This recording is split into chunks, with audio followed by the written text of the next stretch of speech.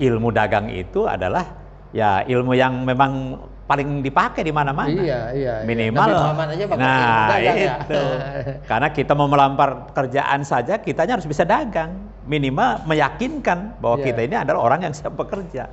Nah itu, jadi saya sempat juga membuat spanduk yang besar pada saat PPDB, Pak. Iya. Jadi selamat datang calon wirausahawan, selamat datang calon miliarder, dalam rangka meyakinkan bahwa sekolah itu ya tidak selamanya harus bekerja, tapi juga memang yang paling penting adalah bagaimana kita menguasai ilmunya untuk bisa berwirausaha. Karena memang tujuan orang hidup kan mungkin untuk kehidupan. Untuk kan? kehidupan. Ya kan orang dilahirkan untuk kehidupan kan. Dan harus mendapatkan hasil kan gitu kan. Kalaupun apa namanya sekolah itu adalah sebagai alat, makanya sebagai alat untuk mencapai ke sana.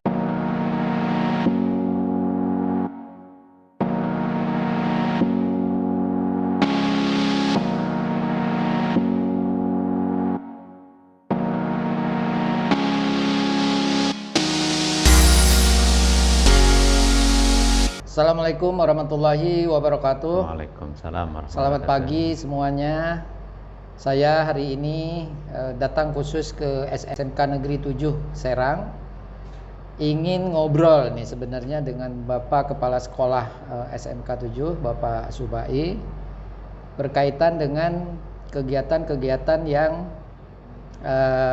dikelola oleh SMK 7. Nanti kita akan ngobrol-ngobrol saja barangkali ya.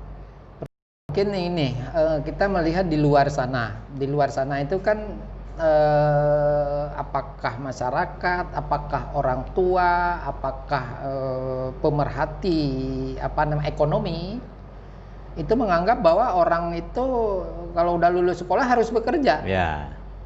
Ya memang kalau indikator yang pertama SMK itu lulusnya bekerja. Karena memang itu SMK dipersiapkan untuk bekerja. Tapi dengan kondisi, ya mohon maaf seperti pandemi sekarang ini, kalau indikator dijadikan dasar Pak, bahwa harus bekerja, sementara industrinya juga sekarang ini banyak juga yang tidak berjalan, ini kan juga masalah. Itu. Bahkan banyak juga perusahaan yang akhirnya sampai gulung tikar. Makanya kalau saya cenderung SMK itu gimana selain bekerja, jadi kita siapkan juga mereka untuk bisa berwirausaha. Nah ini kan ada konsep begini, di SMK itu kan konsep link and match. Nah, link and match itu kan logika pikirnya adalah lulus 10, diterima 10 oleh industri atau oleh dunia usaha. Tapi nyatanya industrinya nggak siap. Industrinya nggak siap, gitu kan? Artinya ini gimana melihat ini? Jadi karena tadi itu lulusan SMK itu tiap tahun Pak Banten saja ya hampir 70.000 lebih. SMK, ya belum bicara SMA. Ini hanya fokus SMK saja. Sekitar 72.000 kurang lebih setiap tahun. Sementara industrinya daya serapnya berapa? Ada juga mungkin rekrutmen itu pun sifatnya ya hanya beberapa perusahaan dan juga kecil gitu. Mungkin kalau boleh saya ini kan mereka yang notabene kontraknya habis, akan diperpanjang mungkin ini, akhirnya perusahaan merekrut yang baru lagi mengganti yang habis kontrak ini. Jadi pertumbuhan yang ada itu seperti itu. Kecuali kalau ada investor baru, pabrik baru yang seperti kemarin di Bekasi juga kita juga Banten, alhamdulillah itu ngirim ke sana. Kayak pabrik-pabrik baru seperti itu kan dia nerima sampai puluhan ribu. Nah itu baru. Tapi selama investasinya tidak tumbuh, pabrik yang baru tidak ada, nah ini kan juga masalah Pak.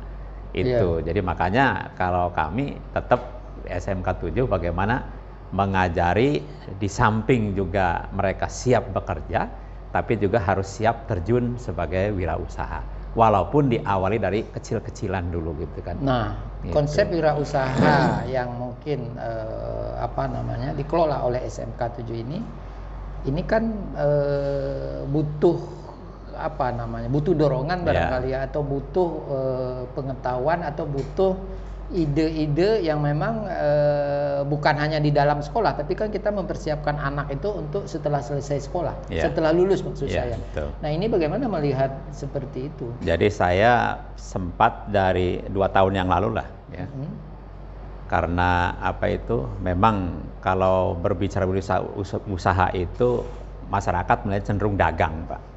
Ya. Ada semacam anggapan bahwa kok anak saya usahanya sekolah dagang. Kok dagang, padahal orang tuanya juga dagang. Iya. Padahal buat kalau apa sekolah, gitu. Ya buat apa sekolah kalau hanya dagang. Gitu. Iya. Padahal justru ilmu dagang itu adalah ya ilmu yang memang paling dipakai di mana-mana. Iya. Minimal. Aja pakai ilmu dagang, itu. Karena kita mau melamar pekerjaan saja, kitanya harus bisa dagang. Minimal meyakinkan bahwa kita ini adalah orang yang siap bekerja. Nah itu, jadi saya sempat juga membuat spanduk yang besar pada saat PPDB, Pak. Jadi selamat datang calon wirausahawan, selamat datang calon miliarder, dalam rangka meyakinkan bahwa sekolah itu ya tidak selamanya harus bekerja, tapi juga memang yang paling penting adalah bagaimana kita menguasai ilmunya untuk bisa berwirausaha. Karena memang tujuan orang hidup kan mungkin untuk kehidupan. Untuk kehidupan. Ya kan orang dilahirkan untuk kehidupan kan. Dan harus mendapatkan hasil kan gitu kan. Kalaupun apa namanya sekolah itu adalah sebagai alat, sebagai alat untuk mencapai ke sana gitu ya. Gitu Pak ya. Iya, jadi kami di sini sudah ada konsep, kebetulan di jurusan perikanan itu ada agrobisnis penghasil perikanan. Itu olahan-olahan makanan, ya, ada beberapa item yang sudah kita hasilkan. Dan yang jurusan APHPI dia konsentrasi di dapur. Sementara yang memasarkan ini jurusan lain.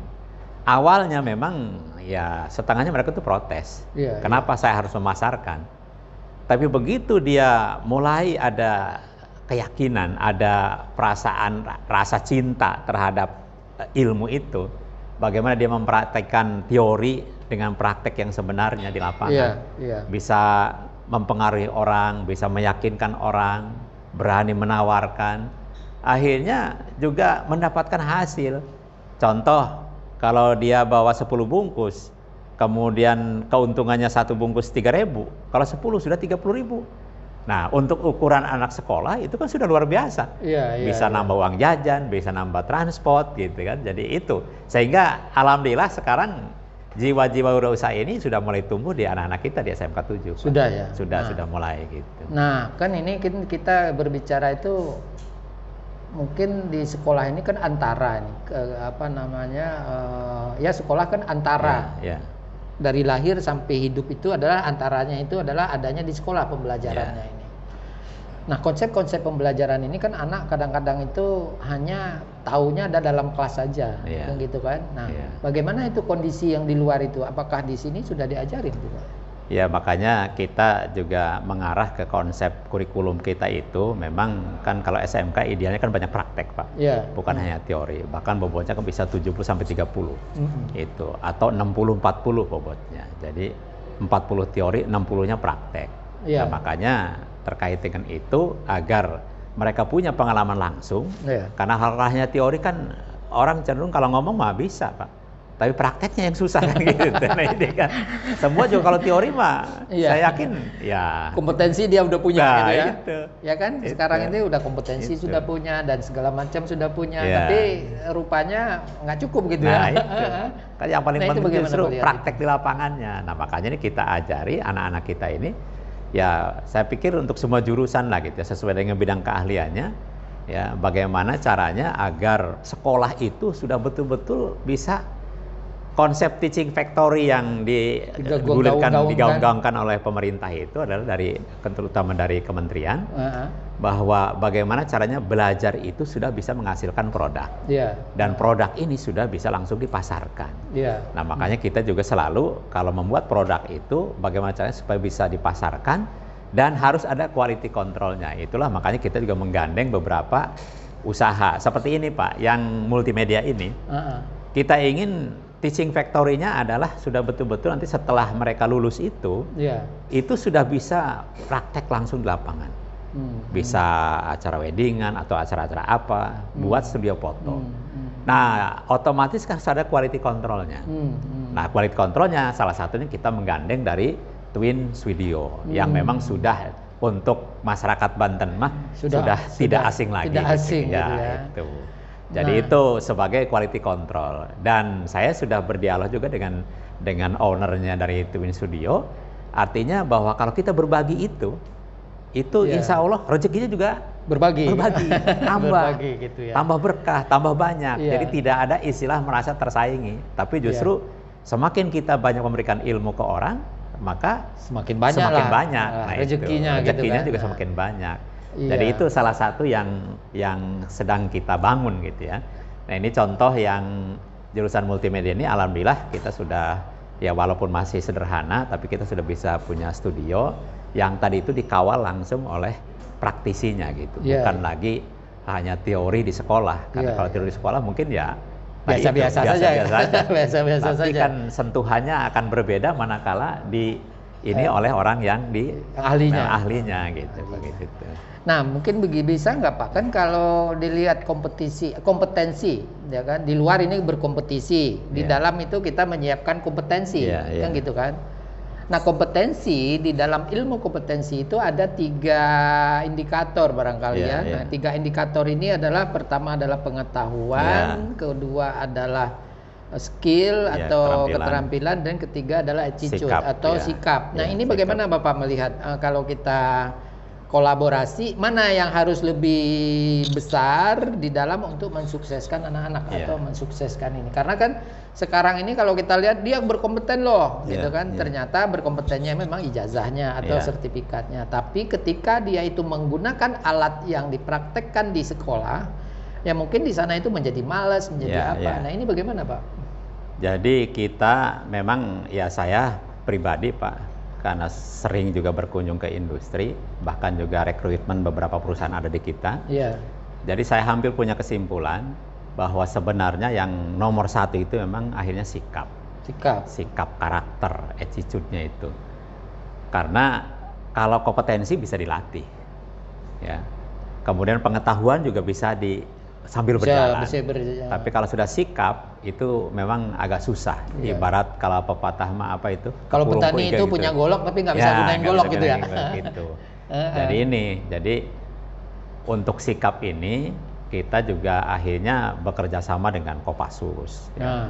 Bekerja sama itu mendidik karakter disiplin, gitu. Supaya yang utama ini adalah sesuai dengan kebutuhan industri, bahwa yang utama adalah sikap. Punya disiplin yang tinggi, punya tanggung jawab, punya dedikasi. Itu yang akan kita latih duluan, sehingga insya Allah begitu mereka lulus itu sudah betul-betul siap.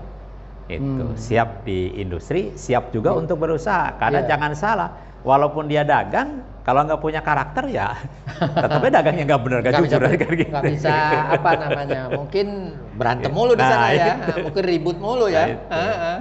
Jadi kan tetap akhirnya nomor 1 itu sikap. Intinya pada karakter Pak ya. Jadi orang ke depan atau manusia ke depan ini sukses atau tidak suksesnya itu yang paling besar itu adalah pada karakter. Berarti karakter itu adalah sebagai apa namanya perilaku barangkali ya. Nah, perilaku ini kan bukan hanya dididik di sekolah, tapi ada di agama juga kan, di agama masing-masing lah. Nah, itu pasti berarti mulai dari keluarga itu sudah mesti begitu gitu ya. Dan saya kebetulan Pak juga mengundang beberapa ada semacam seminar tentang kewirausahaan, pemasaran. Pernah kita juga mendatangkan dari tingkat nasional itu bahwa ke depan penilaian sikap itu kan tidak selamanya dengan wawancara seperti ini. Ternyata dari medsos yang kita miliki, yang mereka miliki siswa, itu juga jadi bahan penilaian. Dari dia itu ungkapan apa ungkapannya, dari komen-komennya, itu juga menjadi indikator. Berarti untuk ini itu. Ada guru di sini nih yang monitor itu? Itu rata-rata kalau pendapat perusahaan. Di perusahaan. Artinya ya kalau di kita juga tetap ada sih kan, kayak model BPBK kan memang juga selalu kalau kita ada masalah dengan siswa itu kita lihat juga itunya tuh. Komen-komen di statusnya kan. Itu juga salah satu untuk mendeteksi bagaimana mereka itu punya sikap gitu kan itu. Ya baik Pak, ini yang pertama barangkali saya terima kasih ini untuk yang pertama berkaitan dengan kompetensi tadi ya, atau mempersiapkan anak atau lulusan itu bisa, satu adalah ke pekerjaan, dua adalah kewirausahaan yang dikemas di dalam kebutuhan perilaku yang lebih tinggi gitu kan, lebih tinggi. Mungkin itu yang pertama Pak, terima kasih. Kita lanjut mungkin setelah ini adalah untuk yang sesi yang kedua barangkali ya. Assalamualaikum warahmatullahi wabarakatuh. Waalaikumsalam warahmatullahi wabarakatuh.